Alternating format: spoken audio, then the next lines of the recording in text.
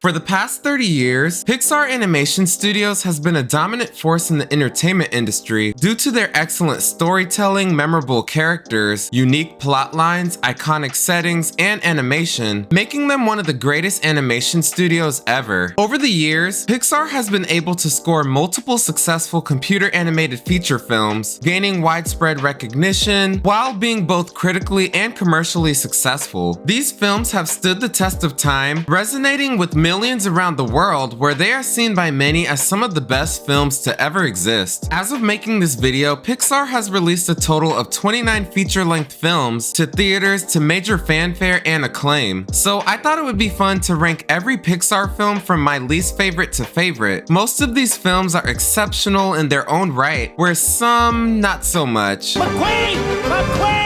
Even the ones that are just okay are still really enjoyable movies to me. For this video, I'll be doing a tier list ranking to determine which Pixar film is the best and which are not that great. I'll be ranking these movies based off of a wide range of things, including characters, storyline, setting, and my personal preference. This ranking will be split up into 6 different tiers. The Angel Falls tier, which is basically the best of what Pixar has to offer. Radiator Springs, the films that are really good but not the absolute best. Nomanisan Island, the films that are just good. Al's Toy Barn, the films that I think are just decent enough to get by. Sid's Room, the films that are not great and pretty weak films. And The Dentist's Office, the films that are just bad and unforgivable. Surprisingly, only one of these films will be in The Dentist's Office tier, as I find most of these to be really fun and enjoyable watches. And this is just a ranking, so don't be offended if your favorite movie is ranked higher or lower. You know, this is just a list, you guys. And make sure you stick around to the end to see my official ranking. I didn't really know how to end this part of the video, so on to the list.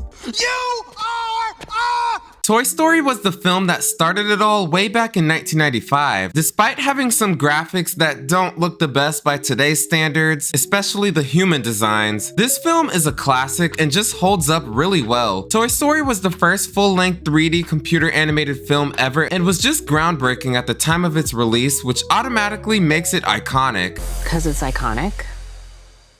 And I love to do iconic. The whole concept of toys coming to life when people aren't around was just so clever and unique, allowing this film to stand out and be remembered to this day. It's just so fun and nostalgic, as this was one of my favorite movies growing up. Woody and Buzz Lightyear are an iconic duo and have some really memorable moments together as the leads. The dynamics between them are also just so good, as Tim Allen and Tom Hanks were perfect choices to voice these characters. Buzz finding out he wasn't a real space ranger and just another toy, while Woody growing jealous of being replaced by a newer, flashier toy by their owner Andy, was just so interesting as a kid. And the other toys from Andy's room are just as iconic and memorable. Rex, Slinky, Ham, Bo Peep, and Mr. Potato Head just added so much as supporting characters. And then there's Sid, possibly one of the best villains in Pixar history. He's just some disturbed kid who loves torturing toys for fun, no big deal. Even though other films have surpassed this over time, Toy Story is a classic for sure and still holds up even if the animation has aged like milk. So this one is gonna go in the Angel Springs tier. Hey, who ordered the poo-poo platter?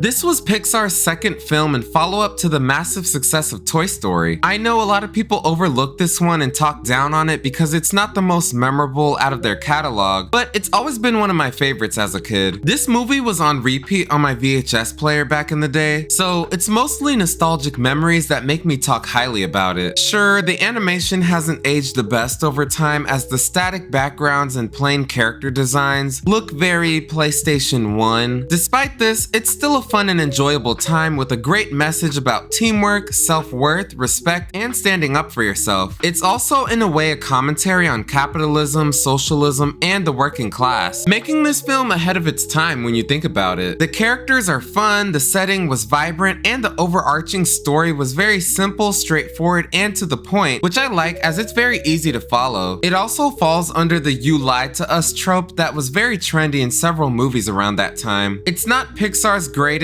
or most ambitious project, but it's still a fun time and decent enough to get by. Everyone knows your name, Woody.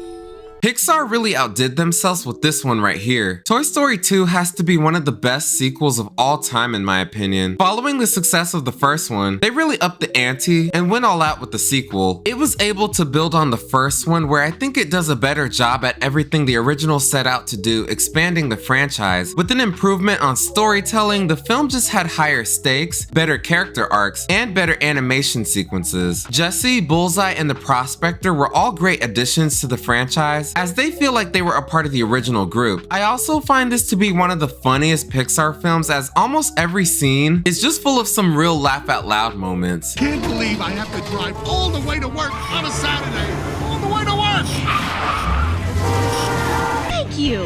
I'm a married spud, I'm a married spud, I'm a Make married room spud. for the single fellas. Woody was more likable this time around, where he finds out that he's actually a rare collectible toy from a classic 1950s show called Woody's Roundup. Throughout the movie, he has an existential crisis where he questions his identity as a toy, debating on staying with his Roundup crew or going back to his owner Andy after fear of being left on a shelf never to be played with again. This was definitely a contrast to the first film, where Woody's main motivation for being a toy was to be cherished and played with versus being put on display. There's even this scene where Buzz tells Woody that he's a toy, which was a funny callback to the original film. And the scene where Jessie explains why she has abandonment issues with the When Somebody Loved Me song playing in the background is just so touching and emotional, making it one of the most memorable scenes in any Pixar film. So yeah, Toy Story 2 is easily one of the best Pixar films and really helped the company become what it is today. And I really enjoyed this one, so I'm gonna put this in the Angel Falls tier, as it might be a little bit better than the original.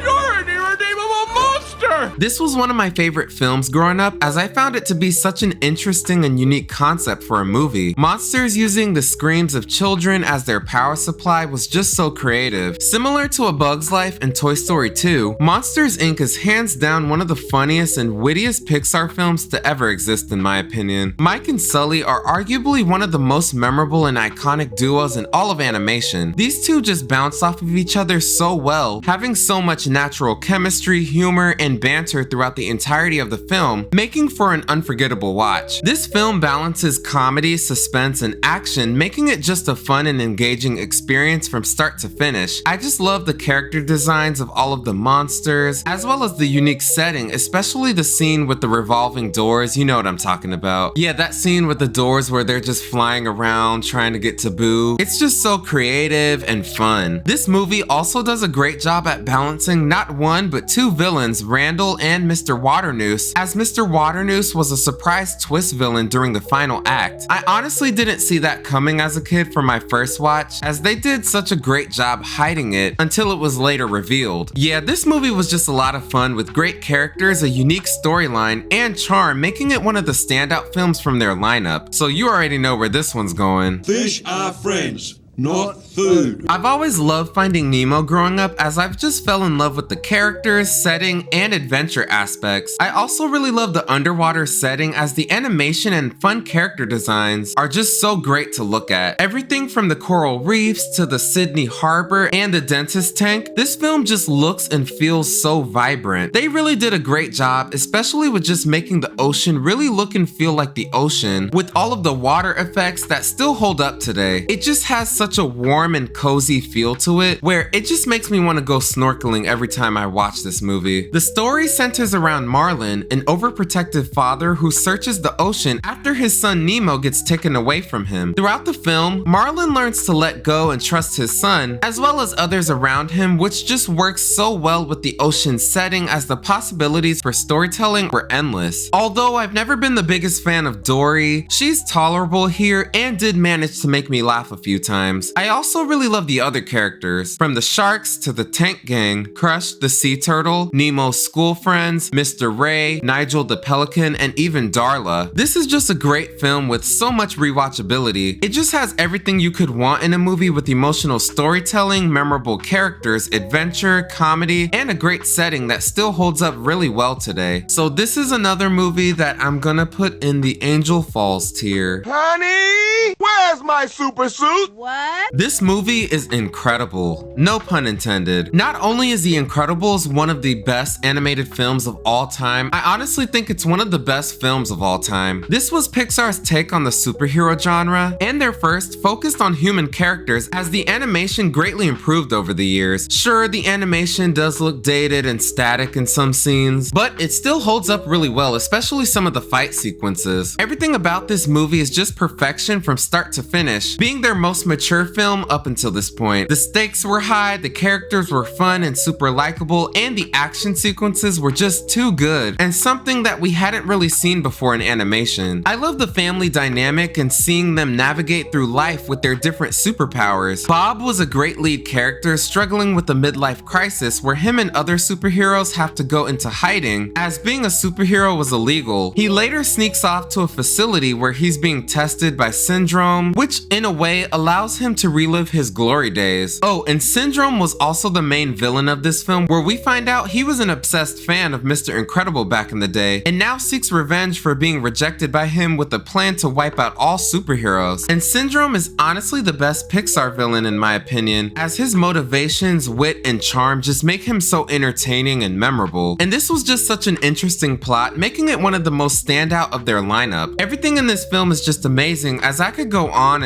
but I'm not gonna do that because that's gonna make this video even longer than it needs to be, and we still have so many other movies to talk about. I'm in my mum's car. Broom, broom.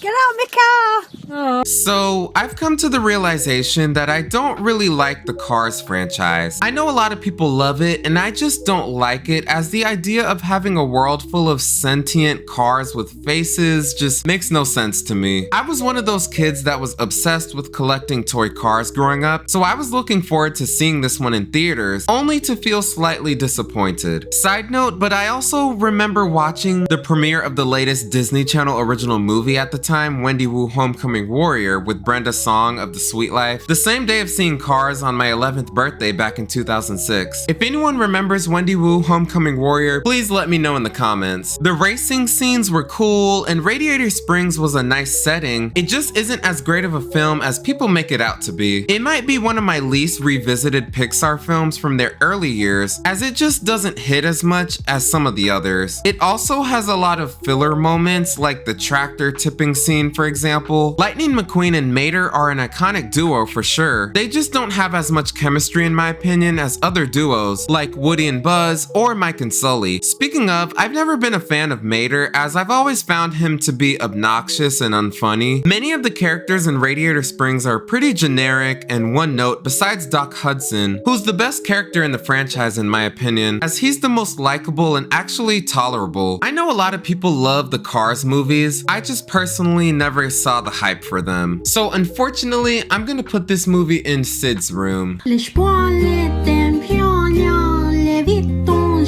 This was one of those movies that I thought was just okay growing up, but upon rewatching it as an adult, it's much better than I remembered. Having a rat cook at a fancy high-end restaurant while controlling a human is just a bizarre and left-field concept that only Pixar can pull off. Despite having a pretty bizarre concept, it just works so well, as everything about it is just chef kiss, pun intended. The main premise of anyone can cook but only the fearless can be great was just such a bar, and one of the best modern film quotes in my opinion. It's just straightforward, relatable, and motivational at the same time, making it perfect in every aspect. The film just has this, if you set your mind to and work hard, you can do anything, which just makes me feel so good. Every time I watch this movie, I just get hungry and want to run to the kitchen and grab something to eat, although I'm not the best chef. But you know who is a good chef? Today's sponsor, which today's sponsor is just kidding. Just kidding, y'all. There's no sponsor. This is not sponsored by Factor, but if Factor wanted to sponsor me or any meal prep person or anybody, let me know. I'm just practicing for whenever the time comes. I just love that this film is set in Paris, as it just has such a warm and cozy feel to it. The kitchen scenes have to be some of my favorite, and the scene where the food critic takes a bite of the ratatouille and was instantly transported back to his childhood is just so good. My only complaint are the other rats, including Remy's brother, who's just your stereotypical fat character, where his main joke is that he's fat and likes to eat. Thankfully, he's barely in the movie and doesn't really take away from the rest of the plot. Besides this one flaw, this is a great film and deserves all of the love it gets. So we're gonna put this one in the Angel Fall. Ooh, I think something just bit me.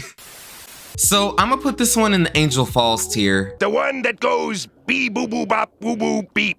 No, man, you're thinking of beep boo boo bop boo boo bop. This was another film that I remember not being a fan of when it first came out, as I was a pretty average middle schooler who just thought it wasn't that great at the time and just wanted to see explosions, I guess. And boy, I was wrong. This film is just amazing from start to finish. I think I didn't give it a fair chance growing up because I thought it was just so weird and boring, which is far from the truth. They really took a risk here by having the first part of the movie be somewhat of a silent film, where Wally and Eva are the only characters who don't say much but rely more on sound effects and body language to tell the story. The film really picks up when they go to space with the other humans and robots, and the payoff was just great, as this was excellent storytelling. Taking place way in the future, Wally is a robot who gets left on Earth to clean up garbage and waste left by the humans who are now in outer space due to the amount of environmental neglect making Earth unlivable. After decades of being in outer space, they head back to Earth once they discovered that it's safe to return and live on. Not only is this movie fun to watch, it's also very educational with themes of consumerism, waste management, obesity, and environmental issues. It also hints at the dangers of AI and technology taking over our everyday lives, which makes this movie ahead of its time. And this movie is just perfection in my eyes. It always puts a smile on my face every time I rewatch it. The animation is also very stunning, and the chemistry between Wally and Eva was just so cute.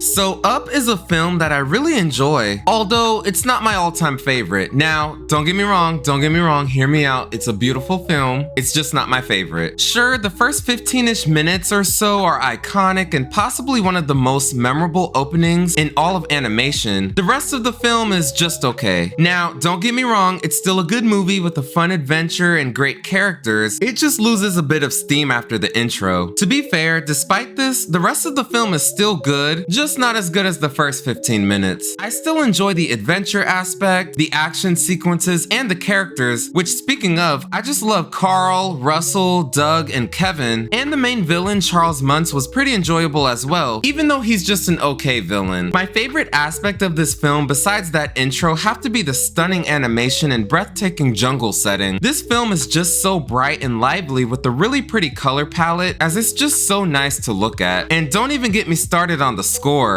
The music for this film is just amazing, as I think it's one of Pixar's best and most recognizable soundtracks, next to Toy Story and Inside Out. The music is just so joyful, vibrant, expressive, nostalgic, and really gives the impression that you're floating on clouds. Yeah, I really enjoy Up. It's not my favorite Pixar movie, but a really good one. So I'm gonna put it in the Radiator Springs tier. Well, request granted. But Lotso, hush now, Kenneth. Toy Story 3 is a really strong film and one of my personal favorites from the trilogy. This is basically a prison break film that has many moments that had me on the edge of my seat the first time watching, and I still get goosebumps here and there whenever I rewatch it. I really like the direction they went with this film, as it feels like a proper conclusion to the Toy Story franchise. More character development, better writing, great comedic and suspenseful moments, excellent animation, and a fun setting that really elevated this film. I just love that the human characters are all aged up, as this film takes place nearly 10 years after the sequel. Andy's off to college and has no interest in playing with toys anymore, which just fits so perfectly for fans of the original, as we were all growing up in real time with these characters and stopped playing with our toys at one point in our lives, which just made it even more relatable. Woody, Buzz, and the rest of the gang end up at Sunnyside Daycare, but make attempts to escape after they find out it's all a facade being ran by the cute and cuddly Lotso Huggin' Bear. Next to Syndrome, Lotso might be one of the best villains in Pixar's history. His whole backstory and misunderstanding on being abandoned by his human owner was very interesting, and the fact that he stayed evil throughout the film was honestly refreshing to see, as many modern movies nowadays, the villains usually have some sort of character arc where they just wanted to be loved and are good guys deep down for whatever reason. No, with Lotso, he stayed evil the whole time, so I can appreciate that. I just love the suspenseful moments in this film, where some were honestly very slightly scary at times. This movie also also has two surprise endings that were just so good. They literally almost burned the main gang during the incinerator scene, and the ending where Andy plays with his toys one last time before giving them up for good were just some real tearjerker moments. Sure, the Andy scene at the end was a bit fan servicey, but was a nice moment that I feel like concluded the franchise perfectly. Let's hope they don't make any more Toy Story movies after this. I'm not a spy.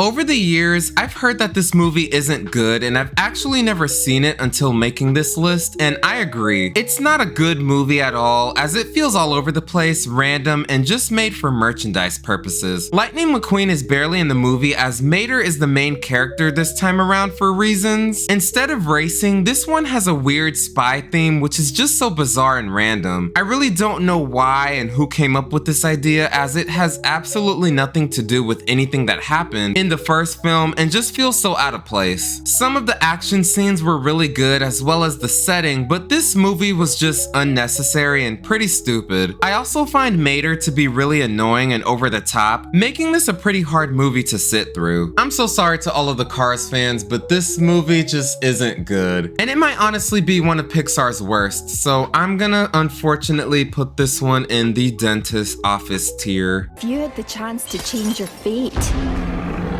would you?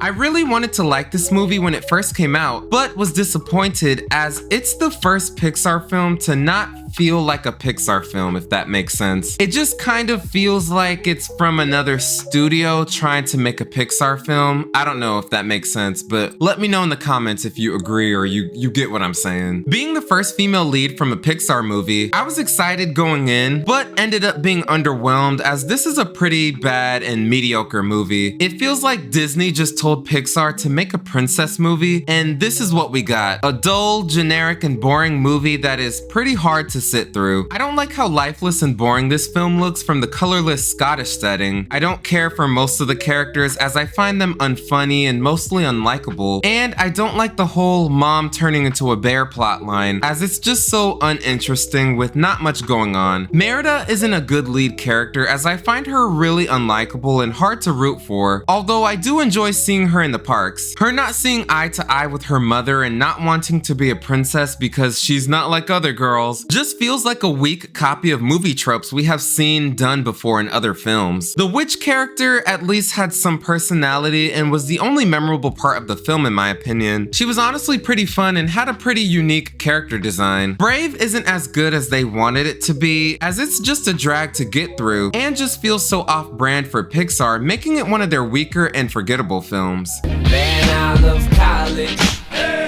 I think that this film serves as a pretty decent prequel to Monsters Inc., just pales in comparison to the original. This has to be one of the best looking Pixar films as the setting, action sequences, and character designs just look so fresh and lively. It's just one of those films that didn't really need to be made as it feels unnecessary at times. It's your pretty average run-of-the-mill college film with a bunch of college cliches and stereotypes. The jocks, the nerds, the weirdos, fraternities, and the typical stern yet intimidating college professor slash dean. Sully and Mike, on the other hand, have great chemistry with some funny moments here and there as expected, just in a weaker film. I like that this film emphasizes the fact that sometimes you just aren't as good as you think you are in certain things no matter how hard you try, which actually contradicts the main message of Ratatouille, but I digress. And I think that's actually a relatable and realistic story, as sometimes in life you may be passionate about something or have interest in things and just not be good at it, and that's okay. Although I do find it odd that Mike wasn't considered scary enough, when in real life, children would find him pretty scary based on his appearance, but I digress. Either or, it was a pretty bold and realistic statement to make in a family movie. Monsters University was fine as I enjoyed most of it, just not as good as the original and could have just been a straight to DVD movie. So I'm gonna put this one in Al's Toy Barn. Do you ever look at someone and wonder,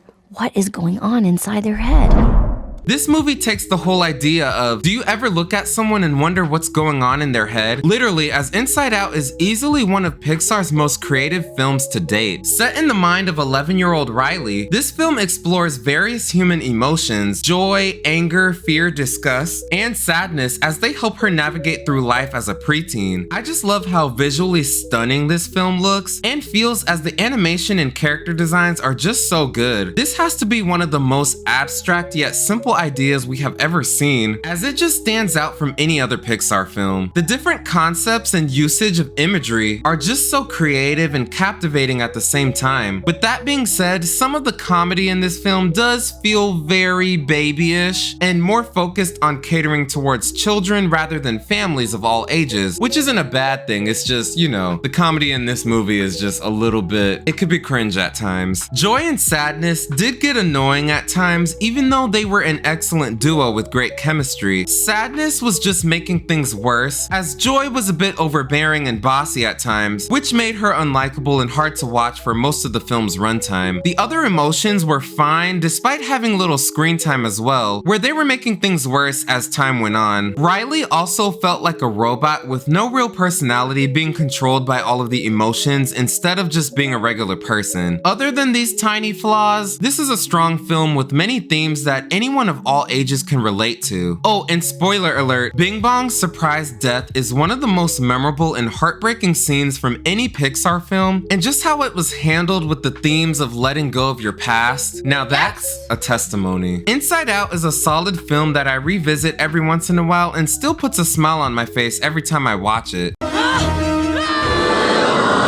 The Good Dinosaur is a forgettable film that is just so boring, predictable, and all over the place, where it shouldn't have seen the light of day. At the time of its release, it was the lowest grossing Pixar film, making it a commercial failure, which I can see why. And this just further proved that Disney is not good at making dinosaur movies for whatever reason. Arlo is a really annoying and unlikable protagonist, making him my least favorite lead character in any Pixar film. He's not good at anything, as he's a bit of a klutz, awkward, and is scared of any and everything, making him just a weak lead character in general. His voice is also very annoying and just a pain at times to listen to. I also don't like the human boy character, as he's also annoying and more of a dog than an actual boy, which is just so frustrating. I just find this movie to be incredibly boring and unlikable with no redeemable qualities. On a good note, I will say that the animation is absolutely stunning with the photorealistic looking backgrounds. The character designs just fall flat and just look really goofy and cartoony. I also don't really like the character design of Arlo and many of the other dinosaurs. I also don't really like the character design of Arlo and many of the other dinosaurs. Yeah, I really wanted to like this movie, but I just don't. So I'm gonna put this one in the dentist's office. Just keep swimming, just keep swimming, just keep swimming, swimming, swimming. Did we really need a movie about Dory? Finding Nemo was just amazing, and it was just fine as a standalone film, so this one just feels unnecessary, but I get it. Money talks, as this was the highest grossing film of 2016. The animation looks incredible as expected, where it's even better than the first one. The film, on the other hand, is just so boring, as instead of looking for Nemo, we're looking for Dory's family, which is just a much weaker plot in my opinion. Also, Dory's whole character arc of having short-term memory loss was revved up to 1,000 here, making her even more unbearable and annoying this time around compared to the first one. To me, Dory just isn't as strong as a lead character, where in the first one, she was more tolerable and just worked better as a supporting role towards Marlin, which, speaking of, Marlin and Nemo are also barely in the film, as they get lost trying to get back to Dory. Many of the original characters are also not in this movie, with some only making brief appearances here and there. Bruce, Crush, Mr. Ray, and the Tank Gang are replaced by a bunch of other characters that you just don't really care about, and you forget about them by the time this movie's over. Although I did enjoy Hank, as he was the only saving grace of this film in my opinion, as he was a great foil to Dory, just not as good as Marlin. So for now, I'm gonna put this one in Sid's room. You have jumped a barrier. Cars 3 is definitely a movie that exists. Like I said earlier, I'm not the biggest fan of the Cars franchise as I could never really get into them, although this one is a slight improvement from the previous two. No Radiator Springs and no focus on Mater as he's barely in this one, thank God. If you skipped past the sequel and watched this one instead, you wouldn't really miss anything, as the third one feels more like a proper sequel and finale to the franchise. Blindsided by a new generation of blazing fast racers, Lightning McQueen is suddenly pushed out of the sport he loves. My guess is that they were trying to show how modern technological advances quickly replaced the old technology, but this makes no sense in universe because Lightning McQueen is still a very fast race car and very capable of racing. So I don't know why they went this direction with this film, but I digress. Nothing in this franchise makes sense, even from how the cars are born to how they get sick and die. Like Doc Hudson, who, spoilers, dies later and is paid tribute later in the film. And like I said earlier, Doc Hudson was the best character in the Cars franchise. This whole franchise just doesn't make any sense to me. Like, how did they die? How are they born? I don't know. Nothing makes sense, but it's just a movie. It's just a movie. To get back in the game, Lightning gets help from a younger car named Cruz Ramirez, where he later trains her and she races in the Piston Cup. Although I do think this is the best of the Cars franchise, this film was pretty weak and forgettable with a very predictable and similar story to the original, just without taking place in Radiator Springs. So I'm gonna put this one in Sid's room as well. What color is the sky? Ay, mi amor, ay, mi amor. I remember being hesitant to see this movie when it first came out because many Pixar films from the 2010s were just hit or miss. This one, on the other hand, really took me by surprise by how good it was. I just really loved the story, action sequences, and characters, making this one of the greatest Pixar films ever made. Miguel was a great lead, and the character dynamics between his family members, as well as his love for music, was just so amazing to watch. I also really enjoyed the use of Mexican culture in this film, with everything from the food to the clothes to the celebration of the Day of the Dead holiday. It was just chef kiss, and you can tell they really did their research with this one. The animation was top tier and just so visually stunning, especially with the Land of the Dead setting. Everything was just so vibrant and expressive with so much attention to detail, making this one of the most beautiful animated films I've ever seen. There's even this scene where Miguel is strumming the guitar, which is just so accurate to like every note he was playing. Like, wow. But wow, what a moment. I will never forget. Ernesto de la Cruz as the twist villain was also a great addition as the build-up and reveal was handled really well. I honestly didn't really see it coming. Miguel's family, especially his grandmother, were so dramatic about him playing music, where it did feel a bit much at times, but I get it. They felt away after Hector abandoned his family to pursue music and never came back. And the ending scene when he sings Remember Me to his great-grandmother Coco was truly a tearjerker, and one of the most memorable and standout scenes from any Pixar film in my opinion. This movie is just amazing and easily one of their best. Cookie, Cha-Cha want a cookie? After many years of waiting, we finally got a sequel to The Incredibles, and it was an experience for sure. I actually saw this one in theaters twice that summer when it came out, as I was just a big fan of The Incredibles. You just had to be there. Mrs. Incredible was the main focus this time around compared to Mr. Incredible in the first one. Helen going on this epic adventure while Bob stayed home with the kids was a nice change of pace because he really wanted to save the world and relive the glory days just like in the first film. The animation was a major improvement from the original where everyone just looked better with more attention to detail, even though I still love the character designs from the first one. With that being said, I really think the first half of this film was great, especially with the suspenseful moments up until the villain reveal. The second half was still a fun time, just not as good or impactful. The twist villain was pretty weak in this film in comparison to Syndrome. Evelyn Dever was a pretty lame and predictable villain, where it was pretty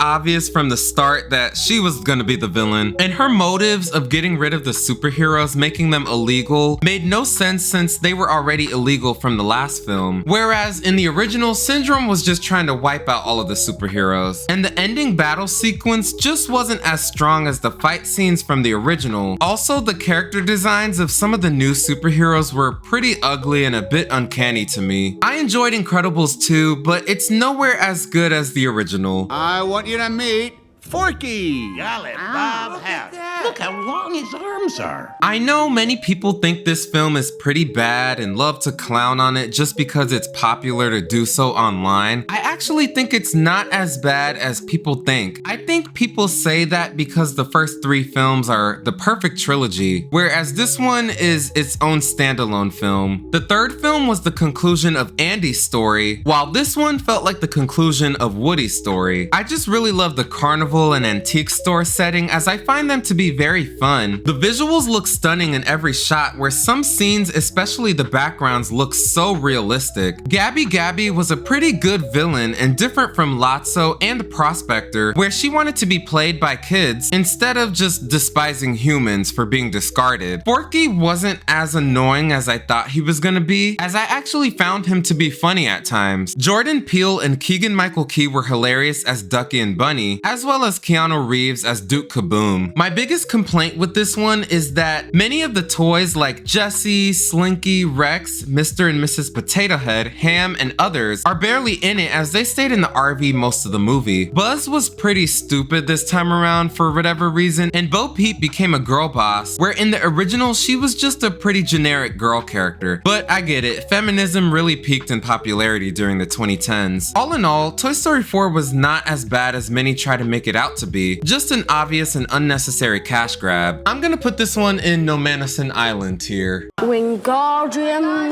Leviosa. This movie came out during an interesting time, being released a few weeks before lockdown due to the pandemic. Because of this, the film was pulled from theaters pretty early and later placed on Disney+.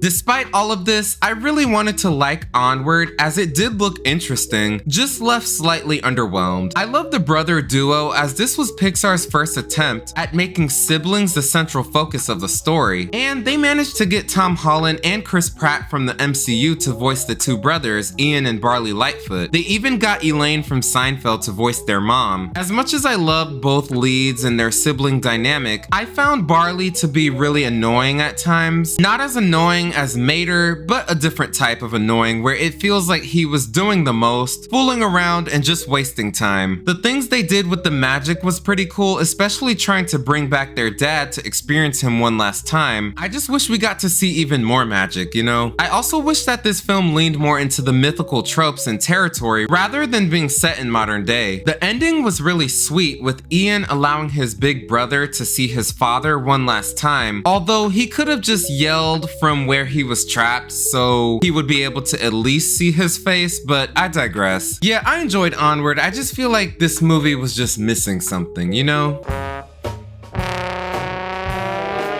Soul is such a beautiful film that came out just at the right time. We were all still in the middle of lockdown, so the main message and themes questioning life and existence were just so fitting given what was going on at the time. This has to be one of the most mature Pixar films in their catalog, as it's more for the adults rather than children and families, although kids can still be entertained by it, despite its more adult themes. This also, in a way, has to be one of their darkest films, as the main character, Joe, literally dies in the beginning after getting the opportunity of a lifetime to play piano in a local jazz band, where he falls in a ditch, or a manhole, which, side note, can we stop calling them manholes? I don't know how I feel about that. But anyways, the movie goes on this wacky adventure where Joe tries to escape the afterlife realm and get back in his body before his big show, later turning into a body swap movie during the second half. On his journey, Joe learns the true meaning of life by not sticking to his average everyday routine, rather finding enjoyment in little things as well as the spontaneity of life. And I really like how the ending was just vague, allowing the audience to interpret Joe's return to Earth. Did he join the band, or did he do something else fun in life, you know? And the animation here is absolutely gorgeous, as the settings, character designs, movements, and textures were just so breathtaking. Everything just looks so realistic, making it one of the best looking Pixar films ever. The afterlife realm also looked really cool and ethereal, making it almost look like a real place. My favorite scene besides the ending was the barbershop scene, as it was just so amazing. You can tell that the team at Pixar really did their research on Black culture to make sure that that scene in particular was very accurate. The jazz music is also amazing and one of my favorite soundtracks. This is a phenomenal film that deserves all the praise it gets. I really enjoyed this one as I found it very charming and cute. I love all of the characters as Luca, Alberto, and Giulia were a great trio that just had some really great chemistry. I love the Italian Riviera setting, as well as the overall look and feel of the town. This movie has one of my favorite color palettes from any Pixar films as it just looks and feels so warm and inviting. I think it's mostly because of the color blue, which is my favorite color, so I guess it just naturally catches my eye. The underwater sequences were pretty good, although the film really picks up when they're on land. The villain was pretty funny too, as he's just a big kid who is mean and bullies the other children just for the fun of it. I also really appreciate when Giulia finds out that they are sea creatures. She kind of just accepts it instead of the usual "you lied to me" trope that's been overdone so many times in the past. It was definitely a nice change of pace and just kept the story going instead of stalling longer than it needed to. I also really liked how Giulia's dad later became a father figure for Alberto, given that he was a kid that needed guidance. I really like this movie as it's straightforward, simple, and to the point, where it feels like an early Pixar film from the 2000s. Not their most impactful or ambitious film, but a pretty good one. You never know on my mind, oh my. Turning Red was an interesting coming-of-age film with a very unique concept. A 13-year-old girl named Mei Lin, all while ignoring her overprotective mother's rules and expectations. This one was fine, just wasn't for me as I feel like I wasn't the target demographic for it. The whole thing of turning into a red panda as a euphemism for puberty just felt a bit off at times and uncomfortable, especially as a male. But I know there's some people that love this and can relate to this, which is great, just not for me. I do appreciate Pixar for taking a risk here, making a coming-of-age film about growing up and experiencing puberty. It just doesn't resonate with me, and that's okay. This film is also very cringe and unfunny at times, with some really annoying characters and humor that just doesn't land as much as others on the list. I get that Mei Lin and her friends are in middle school. I just find most of them to be obnoxious and annoying, but like I said earlier, they were in middle school obsessed over boy bands, so it made sense as that's how most middle schoolers are. And I'm sure some of y'all watching were obsessed with boy bands back in middle school, like Backstreet Boys, NSYNC, B2K, or One Direction, depending on your age. The mom was a bit over the top at times where she was unbearable for most of the movie, although she comes around in the end. I really liked Mei Mei's father, as I wish he was in the film a bit more because the few scenes he was in were really great. Overall, I did slightly enjoy this movie, just not one of my personal favorites. No, Luke. I am your father. That's not true! This was marketed as the movie that Andy watched back in 1995 that made him want a Buzz Lightyear action figure, and I just don't get that vibe. This movie was not good and didn't really convince me that this was the movie that Andy fell in love with. Kids movies were not including lesbian couples back in the 90s, so that alone just makes this feel more modern than retro, if that makes sense. If they really wanted to go that direction, they really should have leaned into the goofy, campy, over-the-top films that were really big in the 90s, with vibrant colors, dramatic musical score, and even include a VHS-like filter if they really wanted to. Maybe even some dated technology to really give it that 90s feel, but instead we got this. A dull, bland, and forgettable film where it feels like a drag to get to the end. And this could have been a better movie as it did have potential. It's just so bad with no redeeming qualities despite the gorgeous animation. I don't like how Buzz has no personality here. I don't like the side characters as I find them annoying, useless, and unfunny. And I certainly don't like the twist villain where it's revealed that Zurg was just Buzz from the future. And this was just a lazy reveal. The Socks character felt so random and out of place just for the sake of merchandise. And I guess you can say Socks was the best character in this movie, but yeah, this was just an uneventful waste of a film, only made as a clear cash grab for millennials who grew up watching the Toy Story movies. And let's hope they don't make a film like this about Woody. It's going in the dentist's office. Water. Earth. Elemental was a pretty decent movie with some really great messages and stunning animation, as this film just had so much to look at. I really liked the world building of Elemental City and the unique character designs and how they interact as elements. I also really appreciate that this was a rom-com, as it was a nice change of pace for Pixar. Ember and Wade were really great leads and had some really great chemistry, no pun intended. Although Wade did come off as whiny and annoying throughout the film, as he cried so many times. This film had subtle messages on racism, classism, and immigration, as the director Peter San drew inspiration from his childhood growing up from immigrant parents in New York City during the 1970s. And this film actually reminds me a lot of Zootopia, and wouldn't be surprised if the movie served as major inspiration. As much as I appreciate the subtle references and lessons on immigration, I don't think it works as well as they wanted it to here, as the fire people are seen by everyone in the city as destructive and get treated differently because of it, which is, you know, kind of contradictory because they're literally made out of fire, and fire is very destructive and known to be a major hazard. So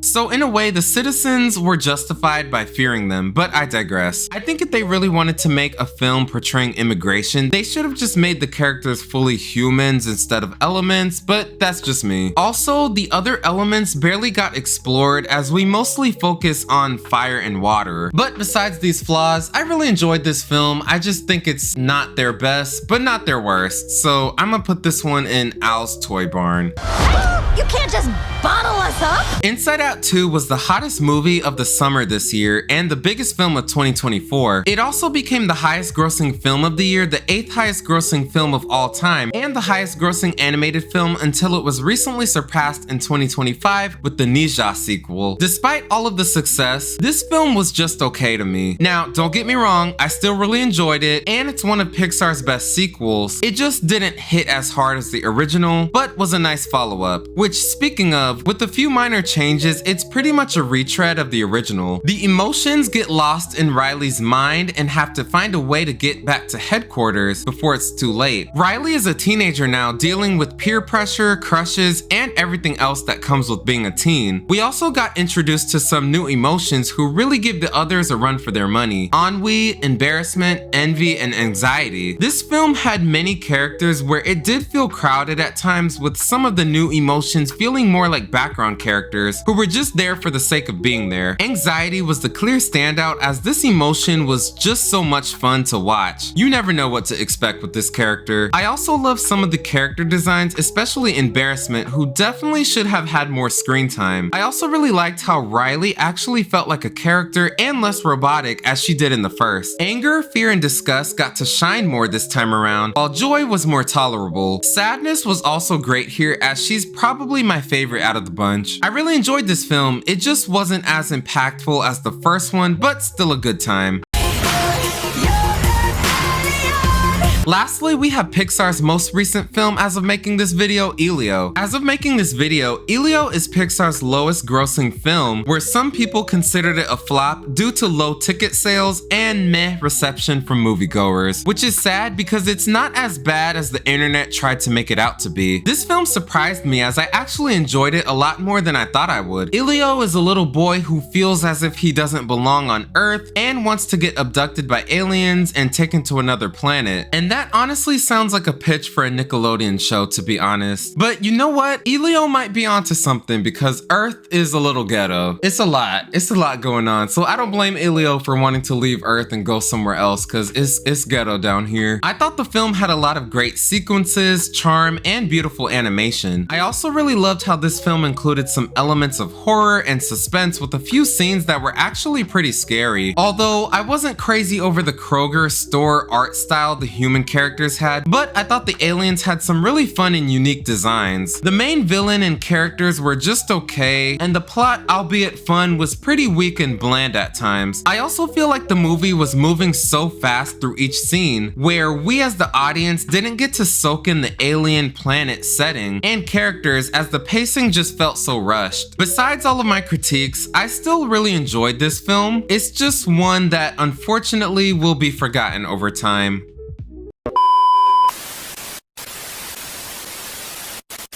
So yeah, that was my Pixar ranking. Let me know what y'all think. I know I'm gonna get a lot of hate for where I placed everything and the tier list, but that's okay. This is just a list, you know? So I wanna know from y'all, what's your favorite Pixar film? Did you agree with my list? Did you disagree? Who's your favorite Pixar character? Who do you think is the most underrated? Who do you think is the most annoying? What childhood memories do you have with these films? And again, this is just my ranking. It's not the correct ranking, it's just a ranking. So let me know down below what your Pixar ranking would be. And I'll see y'all in the next video.